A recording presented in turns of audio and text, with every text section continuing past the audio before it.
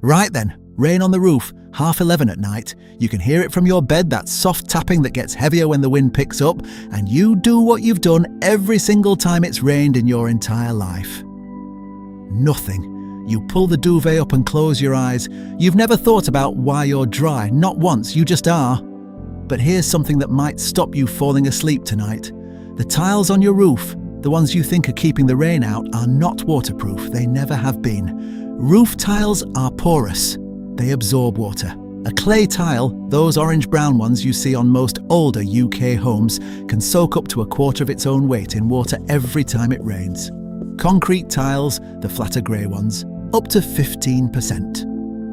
Right now tonight, while you're lying there listening to the rain, your tiles aren't blocking the water. They're drinking it.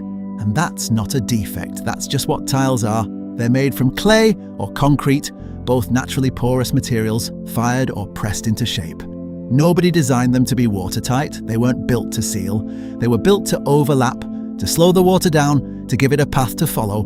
But they were never ever meant to stop it completely. So where does the water go? Between every tile on your roof, there's a gap. Not a crack, not a fault, a gap that's supposed to be there. Tiles are rigid. They can't flex or mold to each other. They sit next to each other with small spaces between them, and those spaces exist partly because tiles expand and contract with temperature changes, and partly because the roof void underneath needs airflow to stay dry. On a calm day with light rain falling straight down, those gaps don't matter much. Gravity pulls the water down the slope, tile to tile, overlap to overlap, into the gutter. The system works, but when the wind picks up and drives rain sideways, water pushes through those gaps and gets under the tiles. Not occasionally, regularly. Every storm, every heavy rain with wind behind it, water is finding its way past your tiles. And that's not a failure. The system is designed for it. Your roof expects water to get past the tiles. It's counting on it.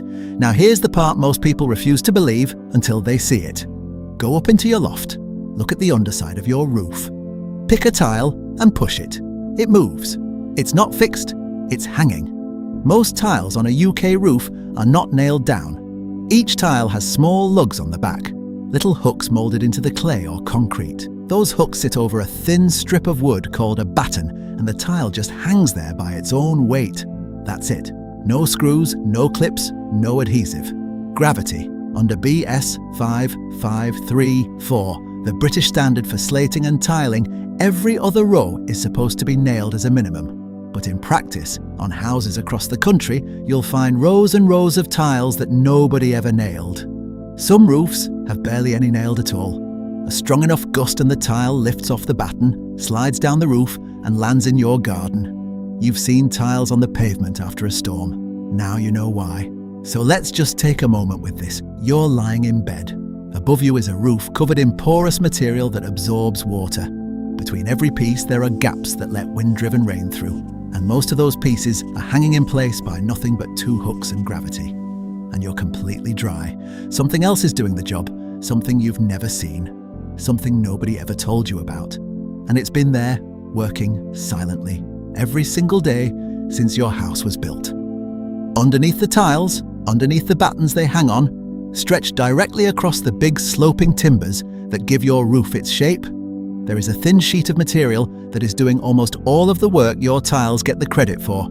On older homes, it's a dark grey or black felt, bitumen-soaked, laid in strips.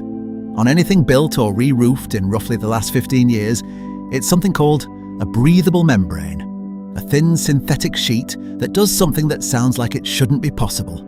It blocks liquid water from passing through from the outside, but it lets moisture vapor escape through it from the inside. Waterproof in one direction, breathable in the other. That membrane is laid from the bottom of the roof upward in horizontal strips. Each strip overlaps the one below so that any water reaching it always runs downhill, over the overlap, into the next strip, down and down until it drains into the gutter. Every single drop of rain that gets past your tiles, and plenty does, hits this membrane and gets quietly channeled away. It never touches the timber. It never reaches your ceiling. You never know it happened. And here's the fact that changes how you see your entire roof. A roof that has been felted and battened, just the membrane and the wooden strips, no tiles at all, is already basically waterproof. Roofers know this. When a roof is being done and the weather turns, the crew packs up and goes home. The house sits there with no tiles on it, just membrane and battens, in the pouring rain, and the inside stays dry. They come back the next day and carry on, because the tiles were never the waterproofing. Every tile on your roof could blow off tonight in a storm and your membrane would keep you dry until morning. Not forever, because UV light and weather would destroy it within a few years without the tiles protecting it. But right now, tonight, in this rain, the membrane would handle it on its own. So if the membrane is doing all the waterproofing, what are the tiles actually for? They're armour. They protect the membrane from UV degradation, from hail, from birds pecking at it, from tree branches scratching across it, from anyone who needs to walk on the roof. They spread the rain across a wide surface so it doesn't concentrate on one spot. They take decades of weather so the membrane doesn't have to. The tiles are the bodyguard. The membrane is the person they're protecting. Now, there's one part of your roof where even the membrane can't save you.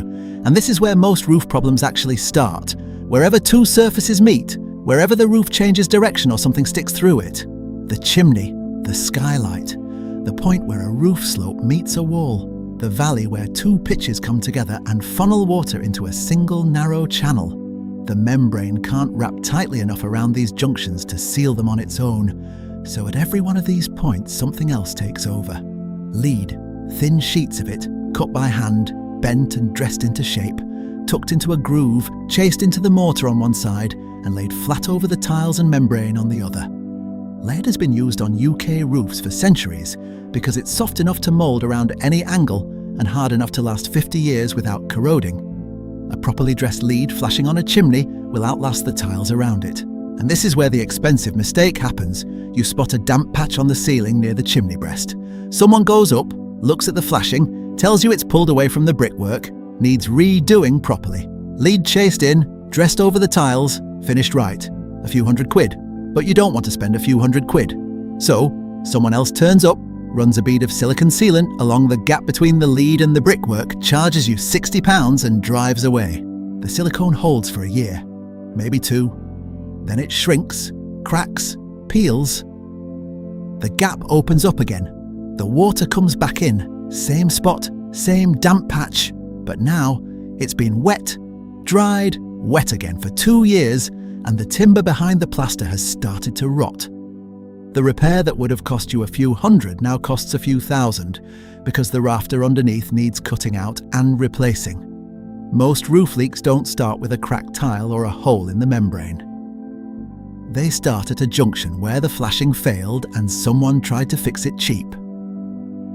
There's one last thing your roof is doing that you can't see. Inside the loft, warm, moist air from your house rises through gaps around light fittings, loft hatches, pipe runs. It hits the cold underside of the roof and condenses on the timber. If that moisture can't escape, the wood rots. That's why the breathable membrane matters. It lets the vapour pass through and out, keeping the timber dry from the inside. Without it, the structure your entire roof hangs on quietly weakens where you can't see it. So, your roof. It's not one thing keeping you dry. It never was. The tiles take the beating, the membrane catches what gets through, the lead seals the junctions, and the ventilation keeps the whole system dry from the inside. Every part protects every other part. Remove one, and the rest compensate for a while. Ignore it long enough, and the system fails, quietly, in a loft space you haven't looked at since you moved in. The rain is still going outside. You can hear it now. It's hitting your tiles, soaking into them, finding the gaps, slipping underneath. And right below those tiles, a thin sheet of material you didn't know existed is catching every single drop and sending it down to your gutter without making a sound. You've slept through 1,000 storms because of it. You'll sleep through tonight's. And tomorrow morning you'll look up at your roof from the garden and see the tiles, like you always have, and think that's what's keeping you dry. It's not. It never was. But now you know what is.